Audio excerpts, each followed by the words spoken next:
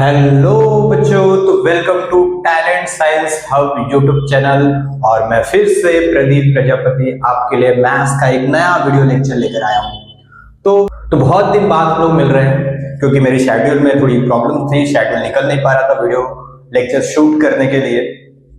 तो बहुत मुश्किल से शेड्यूल निकाल पाया हूँ आप लोगों के लिए वीडियो लेक्चर शूट करने के लिए, और कोशिश करूंगा कि हर वीक आपको वीडियो मिले। बट 2-3 वीक से थोड़ा प्रॉब्लम चल रही थी, तो जिस वजह से आपको वीडियो नहीं मिले हैं टाइम पे, सॉरी फॉर दैट। और अब से प्रॉमिस करता हूँ कि आपको वीडियो मिलेंगे, कंटिन्यूसली मिलेंगे, आप चैनल के साथ बने रहिएगा, ठीक है। तो हम लोग ने लास्ट लेक्चर में हम लोग ने वेवी कर्व मेथड का डिस्कशन किया था, जिसका डिस्कशन हम लोग आगे और करेंगे। तो अब हम लोग बात करेंगे कि अगर आपको लीनियर फैक्टर्स मैंने लास्ट टाइम में बता दिए थे, एक्सप्रेशन दिया जाएगा, अगर एक्सप्रेशन दिया जाएगा तो उसको लीनियर फैक्टर में कैसे ब्रेक करना है। शायद इस बारे में भी बात हो गई है, और नहीं हुई है तो अभी बात हो जाएगी, ओके। क्योंकि मुझे याद भी नहीं कि मैंने लास्ट लेक्चर में कहां तक पढ़ाया था। मुझे थोड़ा बहुत याद है कि हाँ, मैंने लीनियर फैक्टर्स आपको दिए थे, और लीनियर फैक्टर्स देने के बाद उसको नंबर लाइन में प्लॉटिंग करना सिखाया था, क्रिटिकल पॉइंट्स निकालने सिखाए थे। उसके बाद हम लोग ने पॉजिटिव नेगेटिव करना नंबर लाइन पे सीखा था। Inequality involves repeating linear factors.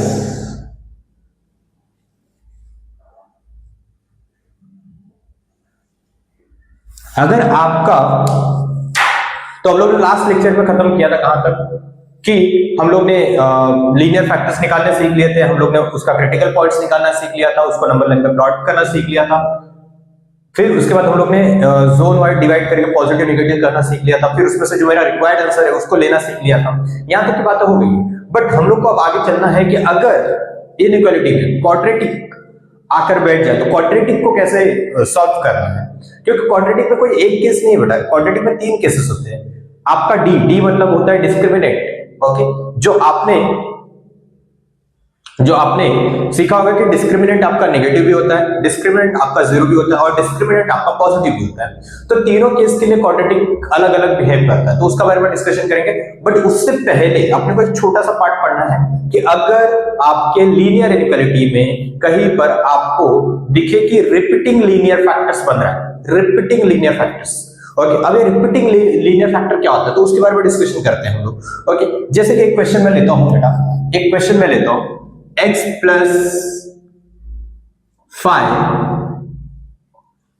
into x minus 2 upon x plus 2 upon x square minus 25 less than or equal to 0 or greater than or equal to 0। ये क्वेश्चन मैं लेता हूं, ठीक है। अब इसमें आपको एक क्वाड्रेटिक दिख रहा होगा, ये वाला पार्ट क्वाड्रेटिक दिख रहा है। क्वाड्रेटिक को भूल जाओ, इसको ब्रेक, पहले लीनियर फैक्टर में तोड़ना सीखो। लीनियर फैक्टर में कैसे तोड़ेंगे, तो जो पावर 2 है बेटा उसको पावर 1 पहले बनाने की कोशिश करनी है अपने को।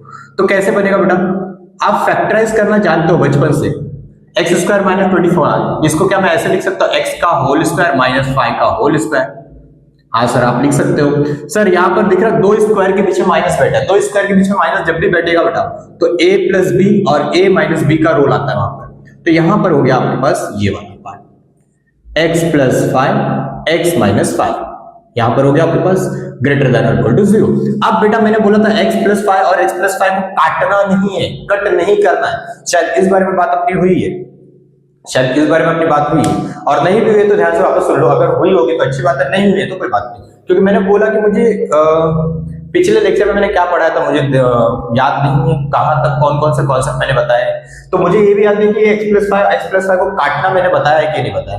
हाँ, नहीं भी बताया तो कोई बात नहीं, वापस से सुन लो, और बताया होगा तो अच्छी बात है, रिवीजन हो जाएगा आपका। देखो, अगर मैं बोलूं कि सर आप इसको कट कर सकते हो, लेकिन कब कट कर सकते हो? मैथ्स में आप 2 फैक्टर्स को कट कर सकते हो अपॉन में, लेकिन कब? जब बेटा, क्या आपका अगर फैक्टर 0/0 है, क्या आप इसको कट कर सकते हो सर? क्या आप इसको कट कर सकते हो? तो इसको कट नहीं किया जाता क्योंकि ये मैथ्स में नॉट डिफाइंड है। 0/0 is nothing but is not defined in maths, okay. तो 0/0 जब भी दिखता है ना बेटा, तो आप उसको नॉट डिफाइंड की कैटेगरी में डालते हो, वहां पर आपका आंसर नहीं मिलता। तो आप कट कब करते हो सर? अगर आपको 2/2 दिखेगा तब आप कैंसिल आउट कर सकते हो, 3/3 दिखेगा तब आप कैंसिल आउट कर सकते हो, 4/4 दिखेगा तब आप कैंसिल आउट कर सकते हो।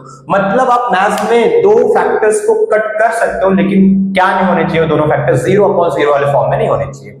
अब मुझे आप बताइएगा कि आप जब डिसाइड कर रहे हो कि सर ये x+5 और x+5 एक दूसरे को कैंसिल आउट कर रहे हैं, x+5 और x+5 आप एक दूसरे को कैंसिल आउट कर रहे हैं, क्या आपको यहाँ पर x+5 की वैल्यू पता है क्या क्या है? 0 है कि नॉन जीरो है? क्या आपको पता है? नहीं सर, आप लोग को इस बारे में कुछ भी नहीं पता है कि x+5 की वैल्यू 0 है कि नॉन जीरो है। अच्छा ठीक है, क्योंकि x की वैल्यू नहीं पता ना बेटा, x की वैल्यू मुझे नहीं पता है कि x की वैल्यू है क्या। वहां पर x की वैल्यू अगर -5 होगी बेटा तो इधर भी 0 बन जाएगा, इधर भी 0 बन जाएगा, तब तो आप कैंसिल आउट कर ही नहीं सकते। मतलब सर यहाँ पर एक बात तो समझ में आ गई कि अगर x की वैल्यू -5 रख दिया तो मेरे लिए प्रॉब्लम है, क्योंकि ये दोनों कट नहीं हो सकते। सीधी सी बात है, मतलब आपको -5 तो नहीं लेना है, इतना बात तो क्लियर है। तो लेकिन मेरे दिमाग में इतना थॉट चलेगा ही नहीं, मैंने सारे थॉट को हटा दिया। मैंने सिंपल बोला कि अगर कोई फैक्टर कटता भी है तो मत काटो। मैंने सिंपल वर्ड में बोला कोई फैक्टर कटते हुए तुमको दिख रहा है तो भी मत काटो। ऐसा क्या ऐसे ही रहने दो, कब काटना है और कब नहीं काटना है मैं बताऊंगा तुमको टाइम आने पर। अब भी फिलहाल इतना बात ध्यान दो कि अगर लीनियर इनइक्वालिटी में कोई फैक्टर कटता है तो भी मत काटो, ठीक है। तो सर ये कटने वाला है मुझे पता है, बट मैं नहीं काटेगा, मैं ऐसे ही रख के चलेगा। ओके, अब मैं क्या करता हूं, इन सारे के जो क्रिटिकल पॉइंट्स हैं उनको नंबर लाइन पर प्लॉट करता हूं। तो आपको इधर से एक कौन सा मिला? -5 मिला। सर यहां से क्या मिल गया? यहां से मिला 2, यहां से क्या मिला? -2, यहां से मिला -5, यहां से मिला 5। नंबर लाइन पे प्लॉटिंग हो गई सर? हाँ, नंबर लाइन पे प्लॉटिंग हो गई सर। अब आप चेक करना चालू करो साइन, पॉजिटिव नेगेटिव साइन करना चेक करना चालू करो। तो मैंने बोला 5 से बड़ा नंबर लेता हूं कोई भी, 6। सर 6 पे ये पॉजिटिव देगा, ये भी पॉजिटिव देगा, ये भी पॉजिटिव देगा, ये भी पॉजिटिव देगा, ये भी पॉजिटिव देगा, तो ओवरऑल मेरा क्या आ रहा है? पॉजिटिव ही आ रहा है। हाँ सर, 2 से 5 के बीच का कोई नंबर ले लो, 3 ले लो, 3 ले लो। तो 3 लेने के बाद मुझे पता चल रहा है कि सर ये पॉजिटिव है, ये पॉजिटिव है, ये भी पॉजिटिव है, ये भी पॉजिटिव है, बट ये एक नेगेटिव आ रहा है। तो ऊपर तो सब पॉजिटिव मिलकर बना रहे हैं, लेकिन एक ये नेगेटिव और ये पॉजिटिव बना रहा है, मतलब नेगेटिव बना रहा है ओवरऑल। तो आपका क्या आएगा? नेगेटिव आएगा। क्या आपको बात समझ में आ गई? हाँ सर, फिर -5 से लेकर 2 के बीच का कोई नंबर ले लो। सबसे एप्रोप्रिएट जो नंबर होता है नेगेटिव और पॉजिटिव के बीच का, वो 0 होता है। तो ये नेगेटिव और पॉजिटिव के बीच का एक नंबर मैं उठाता हूं 0। 0 पर ये भी पॉजिटिव है, ये नेगेटिव है, ये पॉजिटिव है, तो पॉजिटिव नेगेटिव पॉजिटिव। और नीचे देखो, ये पॉजिटिव ये नेगेटिव, पॉजिटिव नेगेटिव। सर ऊपर देखो ओवरऑल बन गया नेगेटिव और नीचे बन गया overall negative. Negative upon negative क्या हो जाता है आपका? पॉजिटिव। क्या आपको बात समझ में आ चुकी है? हाँ सर। अब -5 से लेके बीच -2 के बीच का नंबर है। -5 से लेके -2 के बीच का नंबर कौन सा ले लूं सर मैं? मैंने शायद नंबर लाइन के बीच का प्लॉटिंग गलत कर दिया ना बेटा, सॉरी सर। इधर -2 आएगा और यहाँ पर -5 आएगा। सॉरी। ओके, देखो -2 और 2 के बीच का अगर मैं नंबर लेता हूं तो 0 ही लूंगा, तो 0 पर तो कोई फर्क नहीं पड़ेगा, नहीं यहाँ पे पॉजिटिव आएगा, ठीक है। अब -2 से -5 के बीच का कोई नंबर ले लो, जस्ट लाइक कि -4 ले लो। -4 लेने के बाद सर ये पॉजिटिव है, ये नेगेटिव है, ये नेगेटिव है, पॉजिटिव नेगेटिव अपॉन सर ये -4 इधर रख देते जरा, तो ये पॉजिटिव और ये नेगेटिव। तो सर ऊपर ओवरऑल पॉजिटिव बन रहा है और नीचे ओवरऑल क्या बन रहा है? नेगेटिव। तो ऊपर पॉजिटिव नीचे नेगेटिव, मतलब क्या आया? नेगेटिव। ओके, अब -5 की बात करो, -5 के इस तरफ की बात करो, -6 ले लो। -6 लेने के बाद क्या हो रहा है सर? -6 लेने के बाद ये नेगेटिव बन रहा है, ये भी नेगेटिव बन रहा है, ये भी नेगेटिव बन रहा है, और नीचे देखो ये भी नेगेटिव बन रहा है और ये भी नेगेटिव। तो ऊपर ओवरऑल क्या बन रहा है? नेगेटिव, और नीचे क्या बन रहा है? पॉजिटिव। तो आपका क्या आ रहा है? नेगेटिव। सर ये क्या हो गया? आपने तो बताया था, आपने तो बेबी कॉम मेथड में एक शॉर्टकट बताया था कि आपको क्रिटिकल पॉइंट्स के अगल बगल आपको एक का साइन पता करना है बस। अगर इसका मैंने पता कर लिया कि पॉजिटिव है तो इसके बाद तो नेगेटिव आएगा, नेगेटिव के बाद पॉजिटिव आएगा, पॉजिटिव के बाद नेगेटिव आएगा, नेगेटिव के बाद पॉजिटिव आना चाहिए। सर यहाँ पर नेगेटिव आ गया है, दिख रहा है आपको? नेगेटिव के बाद तुरंत नेगेटिव आया, जबकि नेगेटिव के बाद मेरा पॉजिटिव आना चाहिए। हम लोग ने तो ये पढ़ा था बेटा। हाँ, मैंने आपको जो रूल बताया था रूल सही है, कोई गलत नहीं, बट वो रूल एक जगह पे ब्रेक होता है, वो आपको ध्यान देने की बात है। वो रूल तब ब्रेक होता है जब आपका जो क्रिटिकल पॉइंट है, जो लीनियर फैक्टर है, अगर वो रिपीट होता है इवन टाइम। नोट करके मैं बात लिख देता हूं यहां पे बेटा, नोट करके बात लिखता हूं यहां पर। Note, if linear factor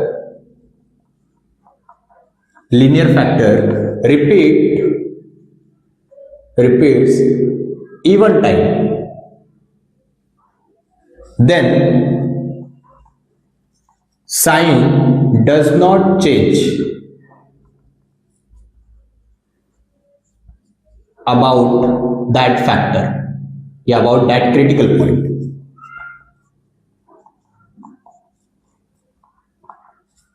okay यही आपको बस याद रखना है कि अगर लीनियर फैक्टर या क्रिटिकल पॉइंट, कोई क्रिटिकल पॉइंट है जो इवन टाइम रिपीट हो रहा है, इवन, ऑड नहीं, ऑड में साइन चेंज होगा, ऑड अगर रिपीट होता है, ऑड टाइम रिपीट होता है कोई क्रिटिकल पॉइंट, तो आपका साइन चेंज होगा।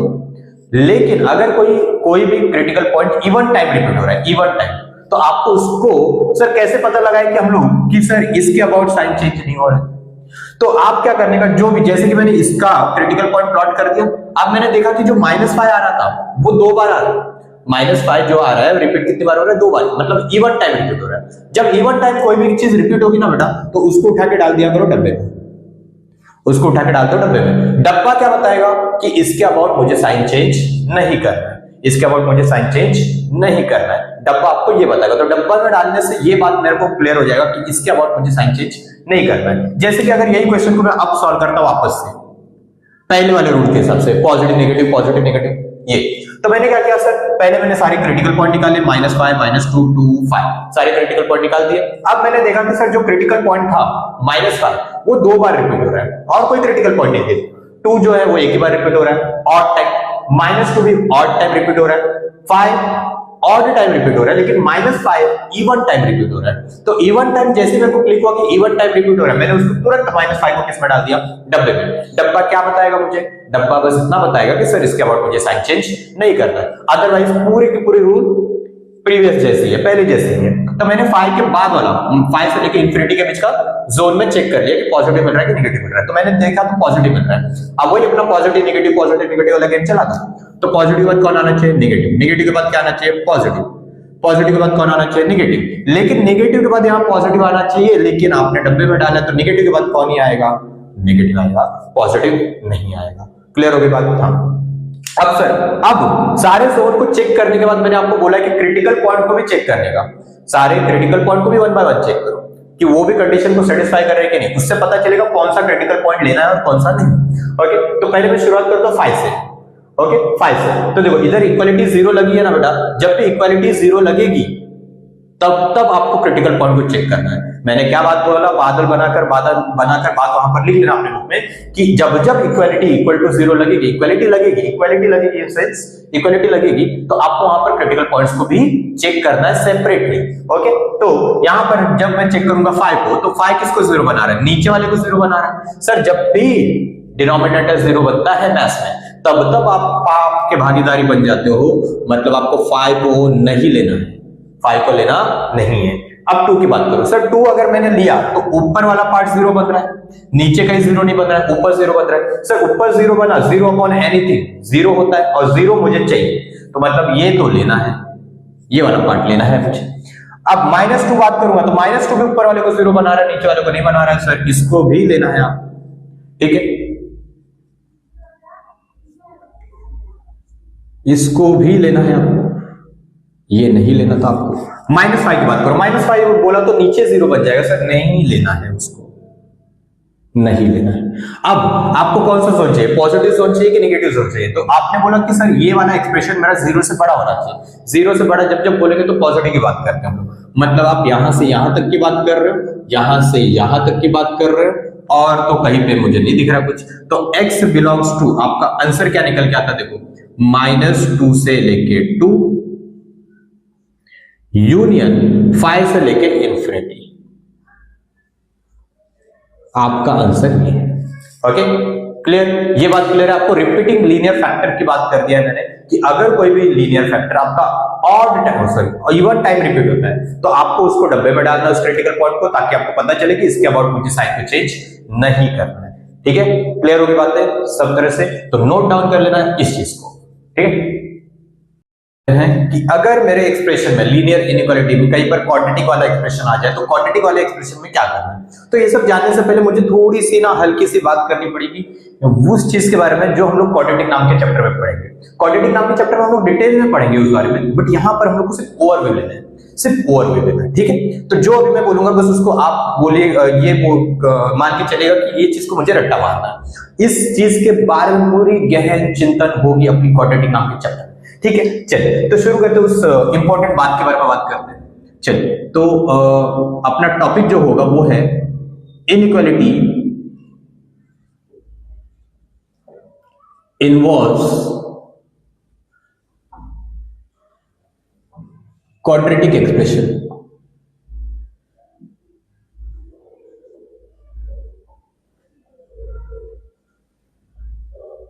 क्वाड्रेटिक एक्सप्रेशन, ठीक है। अब मैंने बोला कि इनइक्वालिटी किसको इन्वॉल्व करें, क्वाड्रेटिक एक्सप्रेशन को इन्वॉल्व करें, तो हम लोग को क्या करना है। तो इसमें नोट पॉइंट हम लोग पहले डिस्कशन करते हैं कि सर आपको ना बहुत अच्छे से पता है, बहुत अच्छे से, कि डिस्क्रिमिनेंट जो होता है उसको हम लोग डी से दिखाएंगे। अब 11th में आपने अगर स्टेट बोर्ड महाराष्ट्र से पढ़ा हुआ है तो वहां पर डेल्टा सिंबल यूज करते हैं, बाकी मोस्टली सब जगह तो बाकी सारे बोर्ड्स में हम लोग डी यूज करते हैं, ओके। तो हम लोग बात करेंगे डी की। अब 11th में हम लोग डी बोल के चलेंगे, डी मतलब डिस्क्रिमिनेंट, और डी का मतलब क्या होता है आपको बहुत अच्छे से पता है कि डी इज इक्वल टू किसके बराबर होता है, बी स्क्वायर माइनस 4ac। ये सब आपने 10th में पढ़ा होगा। तो आपने ये भी पढ़ा होगा कि डी जो रहता है वो नेचर ऑफ द रूट्स बताता है, नेचर ऑफ रूट्स, अगर तुमको याद हो, नेचर ऑफ रूट्स के बारे में बताता है, ठीक है। अब वो क्या है ध्यान से देखिएगा। अगर मैंने डी बोला कि मेरे को मिल रहा है पॉजिटिव, जो डी है वो मुझे पॉजिटिव मिल रहा है, तो फिर क्या करेंगे सर, जब भी डी पॉजिटिव होता है तो हम लोग जानते हैं कि roots are real and distinct. Roots are real and distinct. जैसे कि अगर मैं एक एग्जांपल के तौर पे लूं, एक क्वाड्रेटिक लूं, एक्स स्क्वायर माइनस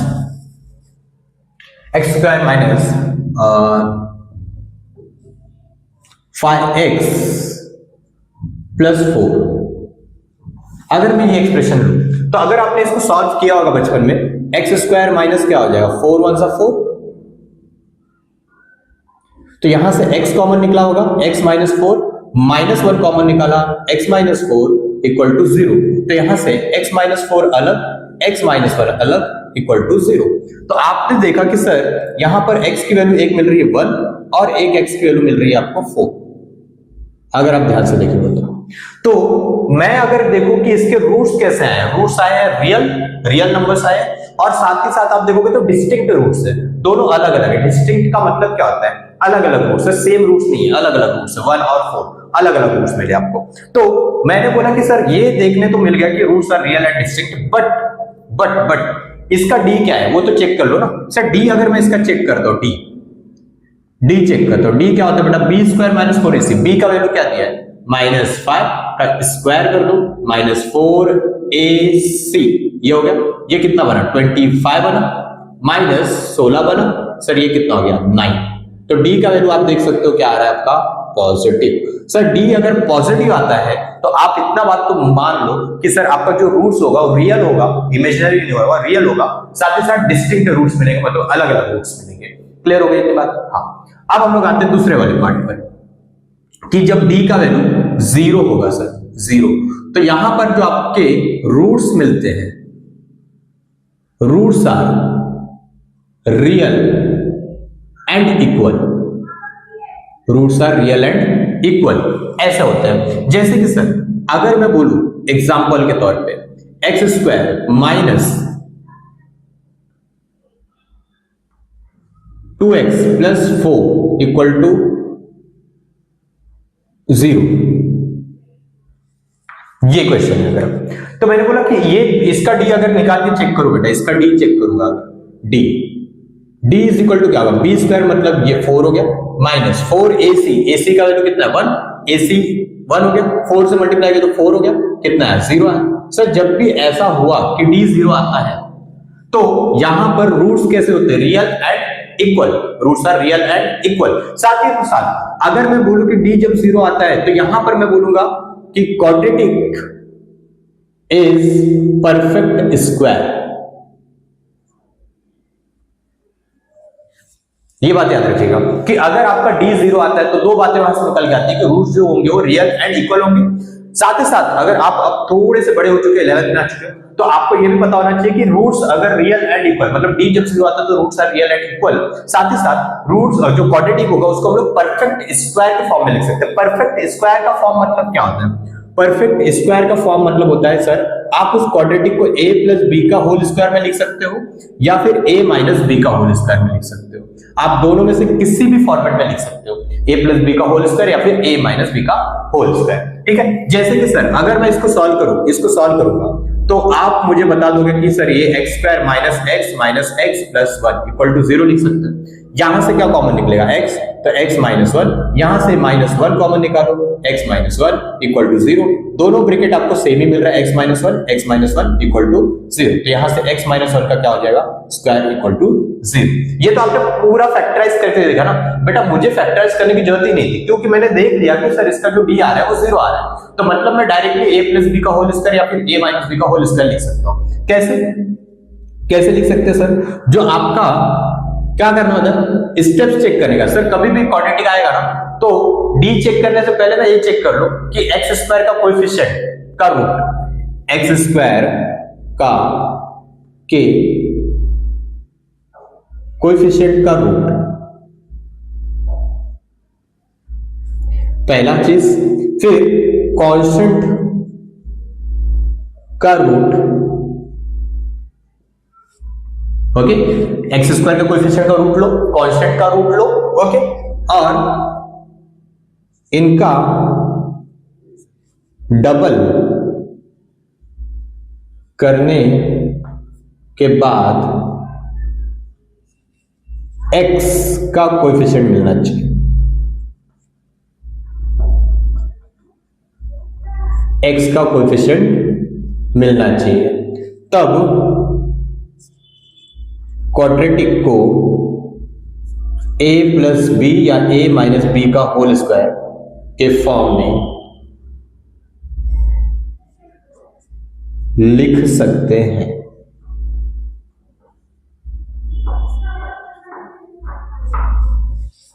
मैंने सारी बात लिख दी यहां पर कि अगर आपको परफेक्ट स्क्वायर बनाना है किसी भी क्वाड्रेटिक तो क्या करो, d 0 हुआ वो तो बात की बात है, पहले आते आते चेक कर लिया करो कि सर क्या एक्स स्क्वायर के कोएफिशिएंट का रूट में लेता हूं और कांस्टेंट वाले टर्म का स्क्वायर रूट लेता हूं और उन दोनों का डबल कर दूं तो क्या वो बीच वाला टर्म मिलता है क्या? मतलब x के कोएफिशिएंट का टर्म मिलता है क्या? जैसे ये क्वेश्चन था ना आपके पास, तो देखो इधर एक्स स्क्वायर का कोएफिशिएंट कौन है? 1 का रूट भी क्या होगा? 1 होगा।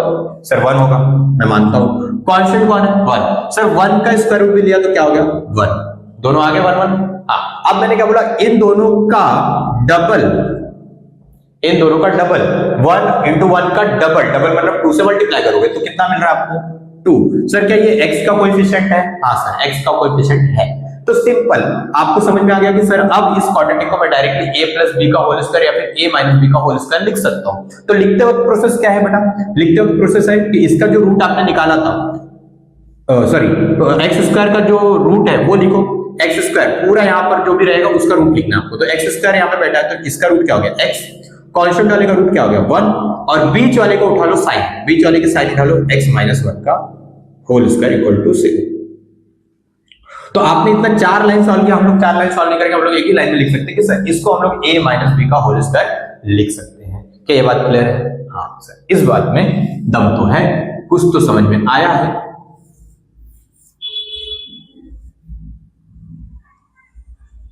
अब आते हैं हम लोग थर्ड वाले पार्ट पे। थर्ड वाला पार्ट क्या है बेटा? कि जब d की वैल्यू आपकी 0 से छोटी हो जाए, मतलब नेगेटिव हो जाए, तो ऐसे केस में roots are not real. Not real का मतलब क्या हो गया? इमेजिनरी रूट्स मिलते हैं। इमेजिनरी पार्ट हम लोग को पढ़ना पड़ेगा कहां पे? कॉम्प्लेक्स नंबर में। यहां पर अपने को बात नहीं करनी है, इमेजिनरी होता है वो कॉम्प्लेक्स नंबर वाला पार्ट है। बस इतना याद रखो कि roots are real, roots real नहीं होते, इमेजिनरी होते हैं। कब? जब d की वैल्यू क्या मिल जाएगी? नेगेटिव। तो यहां पर एग्जांपल के तौर पे अगर मैं आपको दिखाऊंगा तो x square minus x plus क्या नंबर ले लिया यहाँ पर कि बी स्क्वायर 1 चलेगा, ठीक है। इसका बी स्क्वायर माइनस 4ac निकाल के देख लो, बी स्क्वायर माइनस 4ac, तो डी का वैल्यू क्या आएगा, बी स्क्वायर मतलब 1 का स्क्वायर माइनस 4ac, तो कितना हो गया 1 माइनस 8, कितना आ गया माइनस 7। सर डी की वैल्यू क्या आ रही है आपकी, नेगेटिव आ रही है, तो ये बात क्लियर होगी। तो सर इसके रूट्स ना आप कभी निकाल नहीं पाओगे, निकाल पाओगे वो सिखाएंगे हम लोग, लेकिन कहां पर, कॉम्प्लेक्स नंबर के चैप्टर में, लेकिन पूरे मैथ्स के दौरान उसको जल्दी यूज नहीं किया जाता, ठीक है। तो यहाँ पे बात करते हैं कि हम लोग जो मैथ्स पढ़ रहे हैं उसको मोस्टली हम लोग जो डील करते हैं वो रियल नंबर्स पे करते हैं, इमेजिनरी नंबर पे डील नहीं करते, ठीक है। तो अब यहाँ पर ये सब बातें तो ठीक है, यहाँ तक कोई दिक्कत नहीं थी सर, यहाँ तक तो ठीक है बात है कि तीनों के बारे में आपने बता दिया, लेकिन बताया क्यों, बताया क्यों, तो अब देखिएगा इस बात को देखिएगा, अगर मैं इसका ग्राफ बनाने जाऊं ना बेटा, ग्राफ, हाँ ग्राफ बनवा देता हूं आपको ताकि थोड़ा आइडिया हो जाए।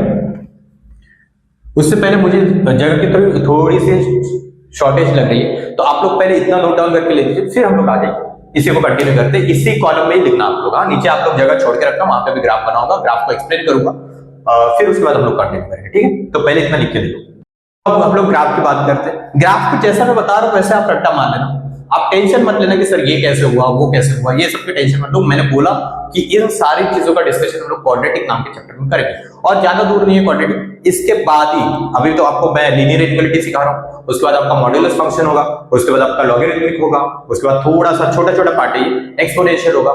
इन सब के बाद आपको जो चालू किया जाएगा चैप्टर वो क्वाड्रेटिक ही होगा, ओके। इन सारे चैप्टर के बाद आपका क्वाड्रेटिक होगा, तो वहां तक के लिए थोड़ा सा वेट करिएगा, आपका वो दिन आएगा बहुत जल्दी जब आप इन सब चीजों को समझेंगे। अभी फिलहाल मैं बोल रहा हूँ कुछ दिन के लिए रट्टा मार, ओके। ऐसा जो इंसान बोलते हैं कि मैथ्स में कुछ रट्टा मारना नहीं है तो वो गलत बोल रहा है, मैथ्स में भी कुछ चीजें रट्टा मारने जैसी होती है, हाँ, बट रट्टा मारने से पहले उन सब चीजों को समझो। हाँ, वो हो सकता है कि वो जब टीचर आपको पढ़ा रहा होगा वो वक्त सही नहीं होगा जब आप उसके पीछे का रीजन मांगो, क्योंकि आप अभी उतने कैपेबल नहीं हुए, अभी आप 10th से 11th में आए, अब मैं कुछ एकदम हाई लेवल की बात कर दूं तो आपके दिमाग में पल्ले नहीं पड़ेगा।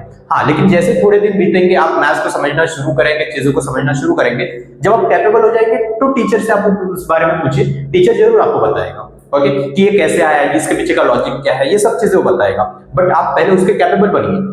तब तक आप कुछ चीजें, जब टीचर बोलता है कि टीचर बोल रहा है कि रट्टा मार लो, तब तक के लिए तो आप शांति से एकदम मुंह बंद करके रट्टा मार लो, क्योंकि टीचर को बहुत अच्छे से पता है कि आपको कौन सी चीज को रट्टा मारने बोलना है और कौन सी चीजों के पीछे लॉजिक देना है, बहुत अच्छे से उसे पता है। तो आप टीचर्स के अगेंस्ट जाने का काम ना करें, टीचर्स जो बोल रहे हैं वो चुपचाप सुने, ठीक है। तो यहाँ पे आ जाइएगा, बात करते हैं डी 0 से बड़ा है, जब आपका डी पॉजिटिव होगा, अगर मैं बोलूं कि इसका ग्राफ बनाओ, इसका ग्राफ बनाओ, तो बेटा इसका ग्राफ ना दो बेसिस पे बनता है, दो बेसिस पे।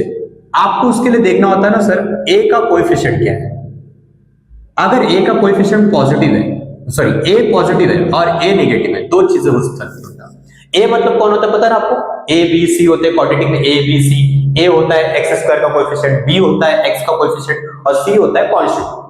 तो मैं उसी ए की बात कर रहा हूं, कोई अलग ए नहीं, ए एक्स स्क्वायर का कोएफिशिएंट है, ठीक है। तो मैंने बोला कि सर अगर ए पॉजिटिव हुआ तो ग्राफ की पॉसिबिलिटी कैसी होती है बनने की, जब डी पॉजिटिव होता है तो देखना ऐसे,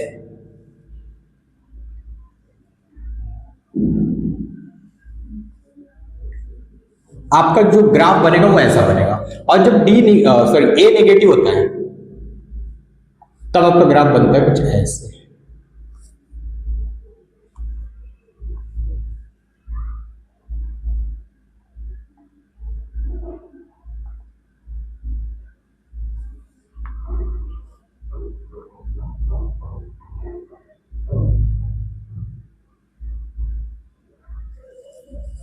ठीक है, मैंने बोला कि आपके पास मैंने एक क्वाड्रेटिक दे दिया ax square plus bx plus c वाला, okay, ax square plus bx plus c दे दिया। अब मैंने बोला कि सर d उसका ना पॉजिटिव है, उस क्वाड्रेटिक का जो d है वो पॉजिटिव है, ग्रेटर देन 0। मैंने बोला उसके ग्राफ कैसे बन सकते हैं, तो दो पॉसिबिलिटी है। ग्राफ बनाने से पहले आप a देखोगे, a की वैल्यू पॉजिटिव है कि a की वैल्यू नेगेटिव है। तो मैंने जब देखा कि a पॉजिटिव है तो मेरा ग्राफ का जो मुंह खुलेगा, मुंह खुलेगा वो पॉजिटिव मतलब ऊपर की तरफ खुलेगा, और जब मैं देखूंगा कि a नेगेटिव है तो ग्राफ का मुंह कहां खुलेगा, नीचे की तरफ। कहां खुलेगा, नीचे की तरफ। तो याद रखिए कि ऐसे और ऐसे बनता है, ओके। ये हम लोग बनाएंगे भी क्वाड्रेटिक नाम के चैप्टर में। बस अब इसका एनालिसिस करते हैं ग्राफ का, आपको ग्राफ में जो y की वैल्यू मिल रही है, y किसके बराबर है बेटा? y किसके बराबर है? ax square plus bx plus c। जो क्वाड्रेटिक है, क्वाड्रेटिक की वैल्यू की बात कर रहा हूं मैं पूरे के पूरे, मैं किसी x की बात नहीं कर रहा, x नहीं निकाल रहा मैं पूरे के पूरे क्वाड्रेटिक की वैल्यू निकालना चाहता हूं। अभी तक आपने क्या पढ़ा कि सर अगर ये क्वाड्रेटिक दिया जाएगा, ये क्वाड्रेटिक आप दोगे तो आप x की वैल्यू निकालते थे। x क्या मिलता था? मान लो यहां से x की वैल्यू मिलती है -2 और यहां से x की वैल्यू मिलती है -1। आपको दो वैल्यूज मिलती है, लेकिन जरा बताइएगा इस x पर ये x की वैल्यू अगर -2 रखूंगा तो ये जो क्वाड्रेटिक है वो वैल्यू क्या देगा मुझे? सर ये क्वाड्रेटिक मुझे वैल्यू देगा 0 के बराबर, क्योंकि मैंने 0 को रख के तो इन दोनों को सॉल्व किया ना। तो जब मैंने इक्वल टू 0 करके सॉल्व किया हुआ है तो इन दोनों x पर क्वाड्रेटिक की वैल्यू क्या मिलेगी? 0। क्या मिलेगी? 0। लेकिन सर इसके अलावा भी तो बहुत सारे x है, इन दोनों x के अलावा तो बहुत सारे x है, जस्ट लाइक -3 है, -4 है, -5, ये सब भी तो है। तो उन पर वैल्यू क्या मिलेगी सर? उन पर पॉजिटिव भी मिल सकती है, नेगेटिव भी मिल सकती है। ओके, 0 तो नहीं मिलेगा, 0 तो इन दोनों पर ही मिलेगा, लेकिन इनके अलावा जो अदर पॉइंट्स है x की वैल्यूज और बहुत सारी हैं, -3, -4, -5, -6, बहुत सारी, तो उन पर वैल्यू क्या मिलेगा क्वाड्रेटिक का? तो वहां पर पॉजिटिव भी हो सकता है और नेगेटिव भी हो सकता है, कुछ भी हो सकता है, मुझे नहीं पता, मैं ग्राफ बनाऊंगा तब मुझे पता चलेगा उसके बारे में। तो ठीक है, तो मैं जो बात कर रहा हूं मैं सारे x के लिए बात कर रहा हूं, मैं सिर्फ x की वैल्यू उन x के लिए बात नहीं कर रहा हूं जहां पे क्वाड्रेटिक आपका 0 हो रहा है, मैं उसके लिए बात नहीं कर रहा, मैं सारे x के लिए बात करूंगा, चाहे उस x पर पॉजिटिव हो, चाहे उस x पर नेगेटिव हो, या चाहे उस x पर क्या हो? 0 हो, मैं उन सब x के लिए बात करूंगा। तो मैंने यहां पे जब देखा कि सर आपने जो ग्राफ बनाया, अगर मैं देखूं इस x के लिए बात करूं, मैं इस x के लिए यहां से यहां तक के, तो देखो इन सारे x पर ग्राफ किधर है? ऊपर है कि नीचे है? तो आपने बोला सर ग्राफ ना ऊपर दिख रहा है मुझे। अगर मैं यहां से यहां तक के लिए x के लिए देखूं तो यहां पर आपका ग्राफ किधर है? ऊपर। सर ग्राफ ऊपर है मतलब इस जोन में यहां पर आपका ax स्क्वायर, या फिर लिख देता हूं y आपका क्या है? पॉजिटिव। ये y क्या है? पॉजिटिव। सर इस पॉइंट पर जब मैं पहुंचा, इस x पर जब पहुंचा, इस x पर मुझे दिख रहा है कि y की वैल्यू क्या होगी? 0, क्योंकि सर ये पॉइंट कहां पर है? x एक्सिस पर है, और x एक्सिस पर अगर कोई भी पॉइंट रहता है तो वहां का y का कोऑर्डिनेट 0 होता है, तो y की वैल्यू यहां पर क्या होगी सर? यहां पर y की वैल्यू क्या है? 0 है। और सर अगर मैं इस x के लिए बात करूं, यहां से लेके यहां तक के x के लिए बात करूं, तो मेरा ग्राफ कहां है? ऊपर है कि नीचे? तो मैंने बोला कि ग्राफ कहां है? नीचे। तो इसने इतने पोर्शन के लिए अगर मैं देखूं तो इतने पोर्शन के लिए y की वैल्यू क्या मिल रही है? 0 से छोटी, मतलब नेगेटिव मिल रही है। और इसके आगे की बात करूं, इन सारे x की बात करूं, हाँ ये भी देखो, ये वाला पॉइंट मैंने मिस कर दिया, इस पॉइंट पर भी y की वैल्यू क्या मिल रही है अपने को? 0 मिल रही है। और सर इस जगह पर बात करूं तो इस जगह पर ग्राफ कहां है? ऊपर है, तो ग्राफ ऊपर है मतलब y की वैल्यू क्या होगी? पॉजिटिव। तो आप देख सकते हो कि सर अगर ऐसा हुआ कि d की वैल्यू आपने पॉजिटिव पाई, डी की वैल्यू आपको पॉजिटिव मिली, तो ग्राफ जो बनाऊंगा वो एक तो ऐसा ग्राफ बन सकता है, एक तो ऐसा ग्राफ बन सकता है। सर ऐसा ग्राफ कब बनेगा? जब मुंह आपका ऊपर खुल रहा है मतलब ए पॉजिटिव है, अगर मुंह नीचे खुल रहा है ग्राफ का मतलब ए नेगेटिव है। तो मैंने जब ऐसा ग्राफ देखा तो मुझे इसमें ना सर क्वाड्रेटिक की वैल्यू मतलब y की वैल्यू, क्वाड्रेटिक मतलब ax square plus bx plus c, पूरा क्वाड्रेटिक का वैल्यू पॉजिटिव मिल रहा है इतने x के लिए, इतने x के लिए नेगेटिव मिल रहा है, इतने x के लिए पॉजिटिव मिल रहा है, और इन दोनों x के लिए क्या मिल रहा है? 0 मिल रहा है। मतलब अगर आपने देखा कि d की वैल्यू पॉजिटिव है, d की वैल्यू पॉजिटिव है, तो आपका क्वाड्रेटिक का वैल्यू पॉजिटिव भी आ सकता है, 0 भी आ सकता है और नेगेटिव भी आ सकता है, तीनों आ सकते हैं, तीनों आ सकते हैं, आप जज नहीं कर सकते उसको। ठीक है, अगर मैंने बोला a की वैल्यू नेगेटिव है तो आप यहां से यहां तक x के लिए देखो, सर यहां से यहां तक x के लिए देख रहे हो तो यहां पे y की वैल्यू क्या आ रही है? नेगेटिव आ रही है, क्योंकि आपका ग्राफ नीचे है। सर यहां से यहां तक की बात करूं मैं, इसके लिए y आपका पॉजिटिव है, इसके लिए अगर बात करूं तो यहां के लिए आपका y क्या है? नेगेटिव है। ओके, लेकिन इन दोनों पॉइंट पर अगर मैं बात करूंगा तो यहां पर y का वैल्यू 0 है, यहां पर भी y का वैल्यू 0। क्या बात समझ में आ गई आपको? तो मतलब सर इतनी बात तो पक्की है, सर a पॉजिटिव रहे या a नेगेटिव रहे, d अगर आपका पॉजिटिव है, d अगर आपका पॉजिटिव है तो आपके दोनों ग्राफ पॉसिबल है, दोनों ग्राफ, ऐसा भी ऐसा भी, जिससे आपको जो क्वाड्रेटिक की वैल्यू मिलेगी वो पॉजिटिव भी मिल सकती है, नेगेटिव भी मिल सकती है, 0 भी मिल सकती है, कुछ भी मिल सकती है, कोई जज नहीं कर सकता। क्या ये बात क्लियर है?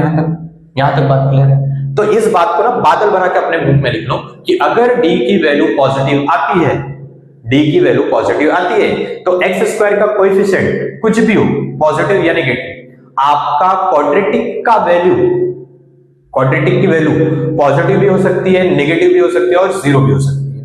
क्या क्लियर है ये बात? हाँ। अब जब d की वैल्यू 0 आती है बेटा, d की वैल्यू 0 आ जाती है, तब ग्राफ कैसा बनता है देखिएगा।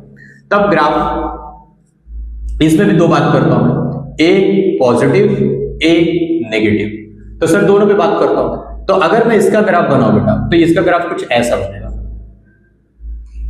मुंह ऊपर खुलेगा। मैंने बोला अभी भी कि ए अगर पॉजिटिव है तो मुंह ऊपर ही खुलेगा हमेशा। यहां पर आ जाएंगे, यहां पर आए तो इसका जो ग्राफ बनेगा वो कुछ ऐसा बनेगा। तो यहां पर अगर मैं देखूं बेटा, तो यहां पर मुझे वैल्यू क्या मिल रही है, इतने x के लिए मेरा ग्राफ ऊपर है, मतलब आपको y की वैल्यू क्या मिल रही है, ग्रेटर देन 0। अगर मैं इस पोर्शन के लिए देखूं, यहां के लिए तो भी ग्राफ ऊपर है, मतलब इतने पोर्शन पे भी y क्या मिल रहा है, पॉजिटिव। लेकिन इस पॉइंट पर अगर मैं देखूंगा तो यहां पर ये x को टच कर रहा है, x को जब भी कोई ग्राफ टच करता है तो वहां पर y क्या हो जाता है, 0 हो जाता है। तो सर इस जगह पर y की वैल्यू क्या है, 0। ओके, अब इस ग्राफ में आएंगे, अगर मैं यहां से यहां तक के लिए देखूं तो यहां पर y की वैल्यू क्या आ रही है, नेगेटिव। यहां पर भी y की वैल्यू क्या आ रही है, नेगेटिव।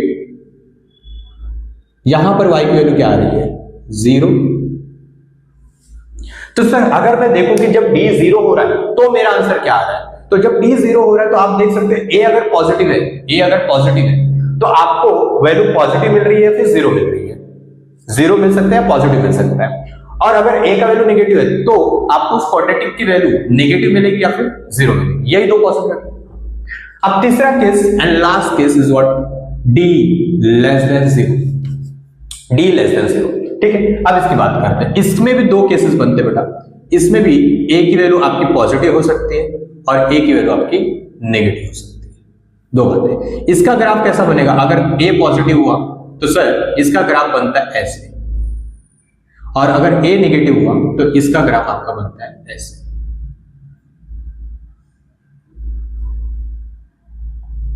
x y x, ठीक है। अगर मैं कोई भी x देख लूं, यहां से लेके यहां तक x देखूं, कोई भी x उठाकर देख लूं सर, तो ग्राफ मेरा कहां है, ऊपर ही है। x एक्सिस को टच कर रहा है क्या, नहीं। नेगेटिव y में जा रहा है क्या, नहीं।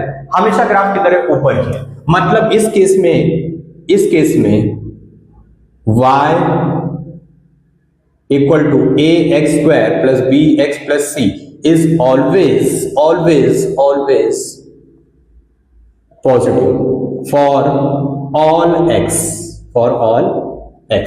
कोई भी x के लिए आपको उस क्वाड्रेटिक का वैल्यू हमेशा क्या मिलने वाला है, पॉजिटिव, हमेशा क्या मिलने वाला है, पॉजिटिव। इसके लिए अगर मैं देखूं बेटा, कोई भी x उठाकर देखूं तो मेरा ग्राफ हमेशा किधर है, नीचे है। तो मतलब सर मैं कोई भी x उठाकर पुट करूंगा, अगर a का वैल्यू नेगेटिव है तो मेरे को y इक्वल टू जो ax² plus bx plus c है is always negative for all x। यह हमेशा क्या मिलेगा मुझे, नेगेटिव। तो यही बात आपको बस ध्यान रखनी है बेटा, यही बात याद रखनी है। अगर क्वाड्रेटिक एक्सप्रेशन कभी भी लीनियर इंटीग्रेलिटी में आता है तो आपको बस ये चेक करना है कि d क्या आ रहा है, पॉजिटिव कि नेगेटिव। पॉजिटिव हुआ तो बेटा झंझट मारी बहुत है, क्योंकि इसमें आप जज नहीं कर सकते, क्योंकि d जब पॉजिटिव होता है तो आपको वो क्वाड्रेटिक की वैल्यू किसी x पर पॉजिटिव मिलेगी, किसी x पर 0 मिलेगी, किसी x पर नेगेटिव मिलेगी, तो आप जज नहीं कर सकते। तो d जब पॉजिटिव होगा तब हम लोग उसको ध्यान नहीं देंगे, तब हम लोग उसको फैक्टराइज करेंगे, सॉल्व करेंगे। सर जब d का वैल्यू 0 होगा तब भी यही दिक्कत है, क्योंकि आपको किसी x पर पॉजिटिव मिल रहा है और किसी x पर 0 मिल रहा है। a की वैल्यू अगर पॉजिटिव है, a की वैल्यू नेगेटिव है तो क्या मिल रहा है आपको, किसी x पर नेगेटिव मिल रहा है, किसी x पर 0 मिल रहा है। तो 0 और नेगेटिव दो अलग अलग चीजें मिलेंगी, तो यहां पर भी हम लोग सॉल्व करेंगे, फैक्टराइज करेंगे, क्योंकि इन दोनों को आप फैक्टराइज कर सकते हो बेटा, इसको आप फैक्टराइज नहीं कर सकते, मैंने अभी भी बताया। तो ये केस मेरे लिए ज्यादा इंपॉर्टेंट है। अगर मेरा d नेगेटिव आता है तो a को चेक करो, a अगर पॉजिटिव है तो हमेशा आपको उस क्वाड्रेटिक की value ax² plus bx plus c, इस क्वाड्रेटिक की वैल्यू हमेशा आपको क्या मिलेगी, पॉजिटिव। अगर a की वैल्यू नेगेटिव है तो आपको हमेशा उस क्वाड्रेटिक की वैल्यू क्या मिलेगी, नेगेटिव मिलेगी। क्या आपको बात याद रहेगी कि अगर मेरा d नेगेटिव आता है तो मेरे बल्ले बल्ले, क्यों, क्योंकि सर मुझे बस a को देखना है। a अगर पॉजिटिव तो उस क्वाड्रेटिक की वैल्यू कोई भी x रखो, हमेशा क्या मिलेगा, पॉजिटिव। बट अगर a की वैल्यू नेगेटिव है तो कोई भी x रखो, हमेशा वैल्यू क्या मिलेगी, नेगेटिव मिलेगी। क्या ये बात याद रहेगा? हाँ, तो यही बात का बस ध्यान रखना है, इससे ज्यादा कुछ भी याद नहीं रखना है। ओके, तो हम लोग जो वीडियो ऑलरेडी बहुत लंबा बन चुका है, तो हम लोग क्या करेंगे, अब जो क्वाड्रेटिक के क्वेश्चंस हैं, क्वाड्रेटिक के क्वेश्चंस वो हम लोग अगले लेक्चर में, अगले वीडियो लेक्चर में हम लोग सॉल्व करेंगे। ठीक है, धन्यवाद। तो अपने दोस्तों के साथ इस वीडियो को शेयर करें अगर आपको वीडियो पसंद आया है, चीजें समझ में आ रही है तो। ठीक है, नहीं तो कोई जरूरत नहीं आपको वीडियो शेयर करने की, आप भी दूसरे चैनल पे मूव हो सकते हैं, ठीक है। बट अगर आपको समझ में आ रहा है तो कृपया करके ग्रोथ करवाने में चैनल की अपना रोल निभाएं, ठीक है। Thank you.